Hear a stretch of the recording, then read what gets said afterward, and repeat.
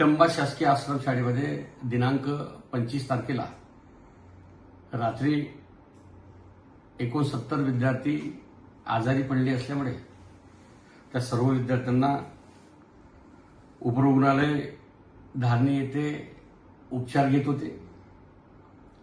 काल मी स्वतः त्या दवाखान्यामध्ये भेट दिली असता त्या विद्यार्थ्यांशी चर्चा केली।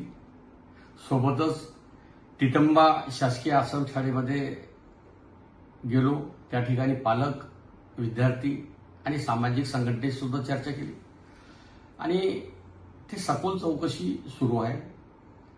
पाण्याचे नमुने, जेवणाचे नमुने हे आम्ही एफडीकडे पाठवलेले असल्यामुळे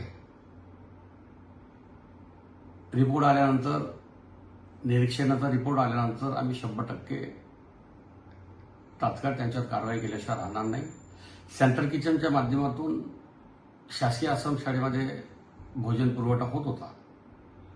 शंका कुशंका कोणाला राहू नये म्हणून पाण्याचे आणि जेवणाचे आम्ही पुरावे पाठवले असल्यामुळे सोबतच विजू धावडे ही शासकीय आश्रम शाळेत, त्या आश्रम शाळेचे सुद्धा विद्यार्थी आजारी पडले असं कळले, त्यांच्यावर सुद्धा उपचार सुरू आहे। परंतु प्रशासनाला सूचना दिली आहे की तात्काळ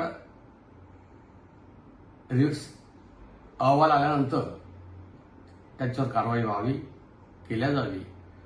विद्यार्थी हा केंद्रबिंदू समजून आपण आदिवासी विभागात काम करत असल्यामुळे कोणाचीही गय केल्या जाणार नाही अशा प्रकारच्या प्रशासनाला सूचना दिल्या असल्यामुळे माझं पूर्ण लक्ष आहे।